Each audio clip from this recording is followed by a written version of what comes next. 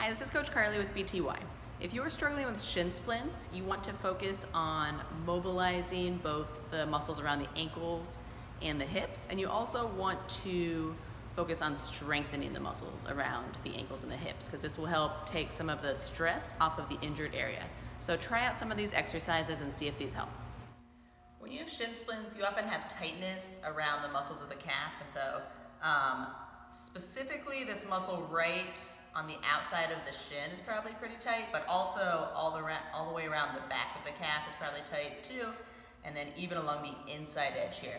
And so using something like a tennis ball or a lacrosse ball is a great way to do some kind of self-massage and work out some of those tight, intense areas.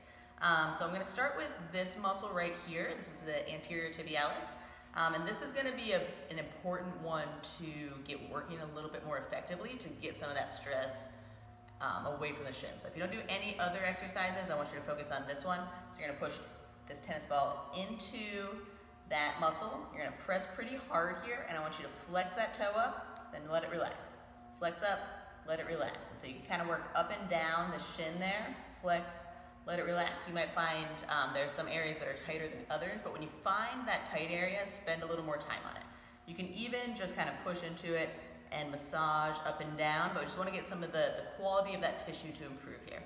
You can also take it and put it at the back of the calf here and just rest your weight on it. You can even take the other foot over to put a little extra pressure.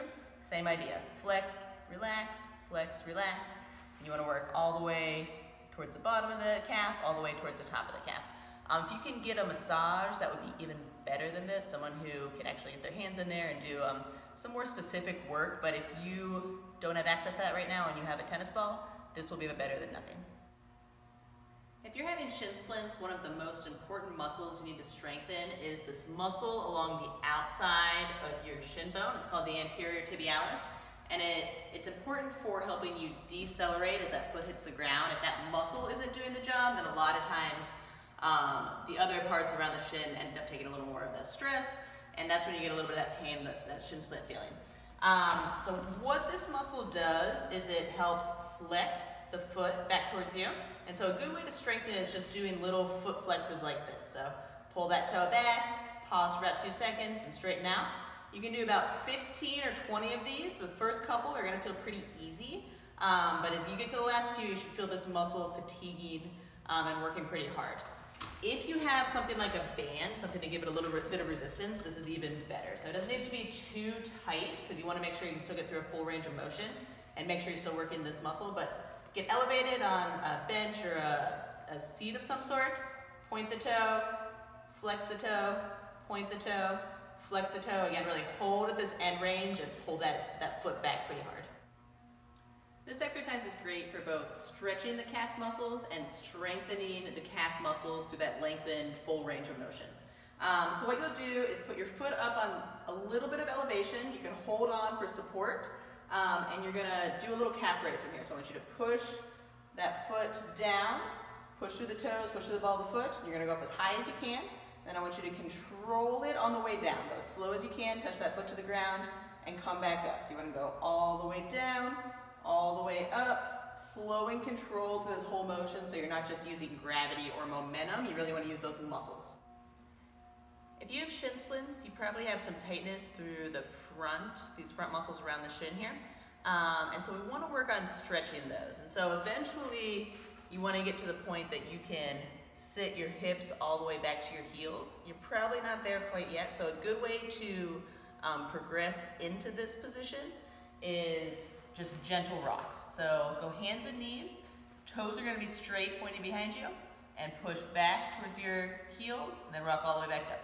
Push back, rock all the way back up. Initially you might not have a lot of range of motion, it might be about here that you feel some stretching, but as you go through this, you should find that you can get deeper and deeper into this stretch and get a little better range of motion and control. A lot of times if the glutes aren't doing their job as well as they're supposed to, a lot of that extra stress ends up going into the lower leg and the shin. And so we want to make sure the glute muscles are online and firing when they're supposed to. And so a bridge is a really great exercise to get those glute muscles activated. This would be a great one to do before any activity to make sure those are a little more online. So let's go on your back. Before you do anything else, I want you to feel like you push those heels down through the ground. You want to feel like your back's totally flat here, so it's a straight line from shoulders to rib cage to hips. And as you do a bridge, you're going to keep pushing the heels into the ground as hard as you can. You're going to bridge up slow. I want you to squeeze your butt for 2 seconds at the top, and then lower down slow. So the whole time the focus is on pushing those heels down, and focus on keeping this straight line through the torso. What often happens with the bridge is people get in this arched position, where now they're working their back more than their glutes, and that's not what we're trying to target here. So I want to keep rib cage and hips in a straight line here, all the way up. Even if you can't go as high, that's okay. We want to get those glute muscles to fire up, so as long as you feel it there, you're doing it right.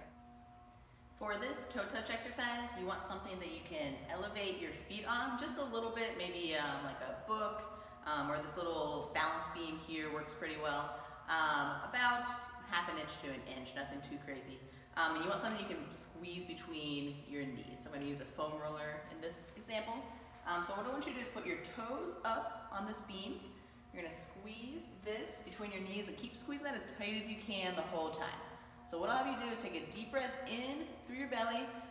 On the exhale, you want to feel like you shift hips back towards the wall behind you and reach down towards your toes. If you can't get there, I want you to squeeze this foam roller a little bit tighter. Take another deep breath in and then really blow all that air out to get a little bit further. If you still can't get there after the second breath, I want you to bend those knees and touch your toes. You're going to hold there for 2 seconds and then come back up. So again, it'll look like this. Deep breath in, big exhale. Butt goes back to the wall behind you, reach down towards those toes. If you can't get there, squeeze a little bit tighter, deep breath in, big exhale, reach towards those toes. If you still can't get there, bend those knees and touch. Whenever you reach your toes, hold for 2 seconds. We'll do 5 with the toes up. Then I'll have you step forward and put your heels up, and you're gonna do the exact same thing here. So deep breath in, exhale, hips go back, reach down towards those toes, deep breath in, exhale, reach towards those toes, and if you still can't get there after the second breath, bend those knees and touch.